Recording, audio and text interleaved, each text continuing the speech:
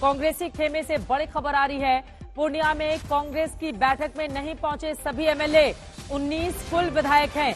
Congress party के राहुल की न्याय यात्रा को लेकर यह बैठक हो रही है, लेकिन पूर्णिया की बैठक में कांग्रेस के सिर्फ 7 विधायक ही पहुंचे।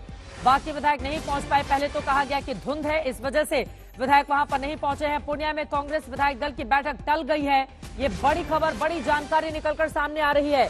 वहीं आपको बताते चले, भूपेश बघेल पूर्व मुख्यमंत्री छत्तीसगढ़ के, उनको सौंप दी गई है अपने विधायकों को बचाने की जिम्मेदारी। यानी कि कांग्रेस पार्टी के लिए बड़ी चुनौती है अपने 19 विधायकों को संभाल कर रखने की।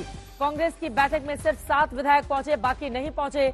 राहुल गांधी की न्याय यात्रा बिहार में दस्तक देने वाली है, उसको लेकर ये बैठक होने वाली थी, लेकिन सभी विधायक नहीं पहुंचे। सिर्फ 7 ही विधायक पहुंचे हैं, यानी कि कुल 12 विधायक वहां पर नहीं पहुंचे। इसके जरिए आप समझ सकते हैं कि कितनी बड़ी सियासी उठापटक इस वक्त लगातार जारी है। कल ही खबर आई थी कि बीजेपी के संपर्क में कांग्रेस के 10 विधायक हैं।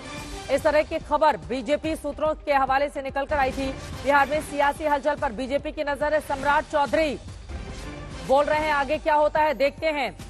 4 बजे की बैठक में रणनीति पर फैसला लिया जाएगा। सम्राट चौधरी बिहार बीजेपी के अध्यक्ष हैं, पिछड़ी जाति से आते हैं।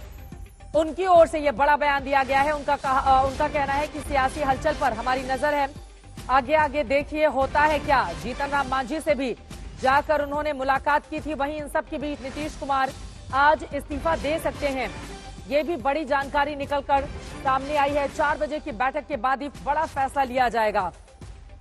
आरजेडी के सभी 79 विधायकों के साथ इस समय लगातार तेजस्वी यादव की ओर से बड़ी बैठक की जा रही है, लेकिन बैठक से क्या निष्कर्ष निकलेगा, ये बड़ा सवाल बना हुआ है। कांग्रेस पार्टी और जेडीयू के खेमे से किस तरह के बयान निकलकर सामने आ रहे हैं, इस सियासी उठापटक पर सुन लेते हैं। उसके बाद आपको लेकर चलेंगे ग्राउंड जीरो पर।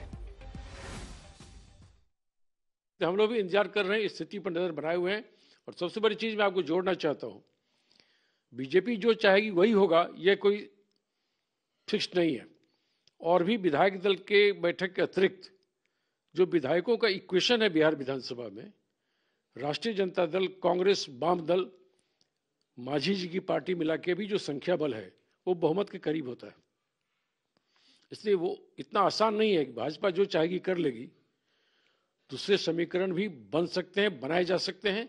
हम सभी विकल्पों पर गौर कर रहे हैं। देखिए, आज के डेट में अगर देश हमारा पूरी दुनिया में अगर अपना डंका बजा रहा है तो माननीय नरेंद्र मोदी प्रधानमंत्री के नेतृत्व में, और बिहार में जो भी विकास हुआ 2005 में जब माननीय मुख्यमंत्री जी एनडीए के साथ मिलकर जब बिहार का मुख्यमंत्री के पद पर बैठे थे, तभी बिहार में विकास हुआ। और आज भी हम लोग उसी विकास को पूरे बिहार में देख रहे हैं और मान रहे हैं।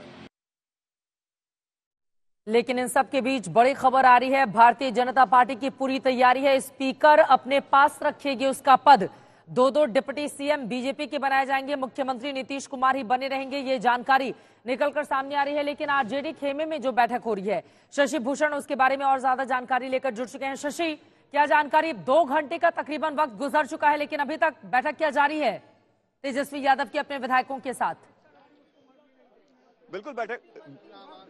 बिल्कुल बैठक जारी है चित्रा, और अब लगता है कि कभी भी बैठक खत्म हो सकती है, क्योंकि थोड़ी हलचल बढ़ी है पहले से ज्यादा। और इस बीच एक और बड़ा अपडेट है, जेडीयू की तरफ से सबसे बड़ा हमला जो है वो आरजेडी पर किया गया है। आरजेडी नेतृत्व पे नीरज कुमार का बयान आया है, वो बयान भी आप दिखा सकती हैं दर्शकों को। लेकिन यहाँ गहमागहमी इस बात को लेकर के है कि जब तेजस्वी यादव निकलेंगे बैठक से तो क्या कुछ मीडिया से बातचीत करते हैं, फैसले की जानकारी क्या दी जाती है, किस रणनीति पर आगे बढ़ने को जो है वो बैठक में चिंतन हुई है, मंथन हुआ है, और अब आगे क्या होगा। क्योंकि देखिए, अब जेडीयू ने अपने सभी जो कह सकते हैं कि हमलावर तेवर के साथ जितने भी बयान हो सकते हैं वो जेडीयू की तरफ से आने लगे हैं। अब कोई इफ बट वाली बात नहीं है। आक्रामक रवैया जो है वो जेडीयू ने अपना लिया है आरजेडी के ऊपर। तेजस्वी यादव क्या अब पलटवार करने के मूड में है, क्या वाकई कुछ होता है, ये देखने वाली बात होगी। जी ये शशि महत्वपूर्ण जानकारी आप दे रहे हैं। सीधे रुक कर लेते हैं, रोहित भी हमारे साथ जुड़े हुए। रोहित, सीधे आपके पास आते हुए, तेजस्वी यादव हार मानने को नहीं है तैयार, लेकिन बहुमत के आंकड़े से काफी है दूर। अब जीतन राम मांझी पर सभी की निगाह है। ये पार्टी देखन में छोटन लगे लेकिन घाव करे गंभीर, इस तरह की परिस्थिति बन सकती है। राहुल गांधी ने जीतन राम मांझी से बात की है, सभी की निगाहें अब जीतन राम मांझी पर कि वो आगे करते हैं क्या। आपकी कोई बातचीत हो पाई है क्या? देखिए, अभी थोड़ी देर पहले हम लोगों ने मांझी कैंप के कुछ लोगों से बात की। जब ये खबर आई कि राहुल गांधी ने जीतन मांझी से बात की है, तो वो तो इस वक्त कह रहे हैं नहीं भाई, हम अभी एनडीए में बने हुए हैं, हम एनडीए में ही रहेंगे। लेकिन नीतीश कुमार की जो एक रेपुटेशन है ना पलटने की, वैसा ही कुछ रेपुटेशन और कारनामा जीतन मांझी को भी करने का अनुभव है। कितनी बार पलट चुके हैं, जेडीयू से महागठबंधन, महागठबंधन से फिर बीजेपी, बीजेपी से फिर महागठबंधन। उनके लिए भी पलटना कोई नई चीज नहीं है। जहां लेकिन ये एक बात जो है, जहां उन्हें लगेगा कि बेहतरीन ऑफर मिल रहा है, वहां वो पलट सकते हैं। लेकिन एक बात है चित्रा, मांझी तभी पलटेंगे जब लालू प्रसाद अगर 122 में से कम 120 या 21 का आंकड़ा अगर जुगाड़ कर लेंगे, तभी मांझी जो है उनको लगेगा कि हाँ, अब मैं अगर पलट सकता हूं तो मुझे एक बढ़िया डील मिल सकती है।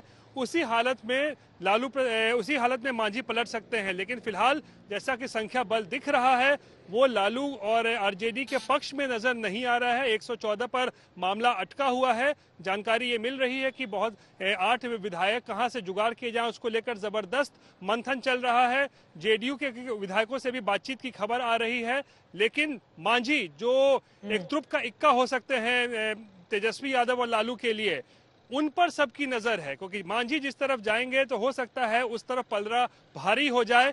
लेकिन मांझी भी कोई मामूली राजनीतिक नहीं है, मंझे हुए कलाकार है बिहार की राजनीति में इधर उधर करने में।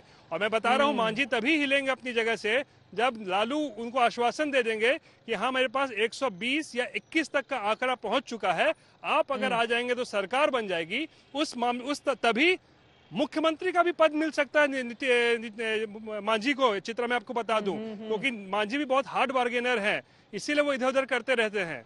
लेकिन तब तक मैं बताऊं, मांझी तब तक नहीं हिलेंगे। मैं लौट रही हूँ आपके पास। अब देखिए, दोनों ही तरफ से जिस तरह की बयानबाजी हो रही है, जेडीयू के मुख्य प्रवक्ता है नीरज कुमार, उन्होंने कहा है कि इन लोगों को बेचैनी ज्यादा इसलिए हो रही है क्योंकि जमीन के बदले नौकरी देने की आदत है। सबसे बड़ा हमला जेडीयू का अब तक का आरजेडी पर बोला गया है। एक बार सुनते हैं उनको, उसके बाद चर्चा में आगे बढ़ेंगे। बेचैनी का कारण साफ है कि चूंकि इन लोगों की आदत में शुमार रहा है नौकरी के बदले जमीन लेने का।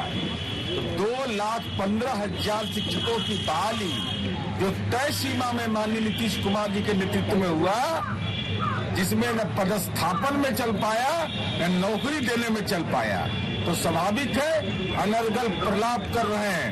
अनर्गल प्रलाप पर रोक लगाइए, वरना अंजाम इसका राजनीति में बेहतर नहीं होगा।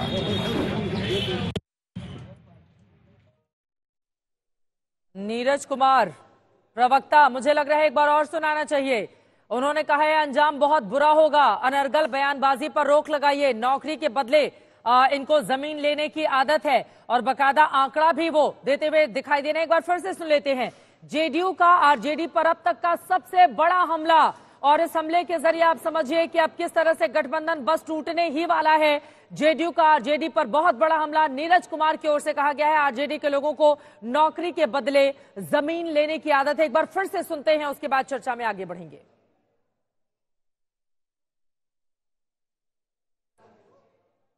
बैठक खत्म हो गई है, बड़ी जानकारी आ रही है। आरजेडी खेमे की जो बैठक चल रही है वो बैठक खत्म हो गई है। शशि, क्या जानकारी मिल रही है? बैठक से क्या बड़ी बातें निकल कर आई हैं सामने? बैठक अगर आपके बीच ही इतनी अव्यवस्था होगी तो मैं कैसे अपनी बात रख सकता हूं? बोलिए सर। देखिए, बैठक बहुत सकारात्मक हुई, अलग अलग पहलुओं पे चर्चा हुई। हमारे पूरे विधानमंडल दल की बैठक थी। राष्ट्रीय अध्यक्ष लालू प्रसाद जी भी थे, डिप्टी सीएम साहब थे, प्रदेश अध्यक्ष जी थे, राष्ट्रीय प्रधान महासचिव थे, और एक एक विधायक और विधान पार्षद। बैठक में समकालीन राजनीति में जो चल रहा है, हर मुद्दे पे चर्चा हुई, चाहे राष्ट्रीय मुद्दे हो या राज्य के मुद्दे हो। उसके बाद चर्चा के पश्चात हर पहलू पे गंभीरता पूर्वक विश्लेषण के बाद राष्ट्रीय अध्यक्ष हमारे लालू प्रसाद जी को सब लोगों ने हाथ उठाकर अधिकृत किया। आज कल जो भी निर्णय आप संदर्भ में होगा, उसके लिए उन्हें अधिकृत किया गया। हम सब जो आपके समक्ष दिख रहे हैं सारे नहीं, जो हमारी बैठक में चर्चा नहीं हुई, आप अगर खुद ही सवाल लेके जेब में आए हुए हैं तो मैं तो आपके सवाल का जवाब देने के लिए बाध्य नहीं हूँ।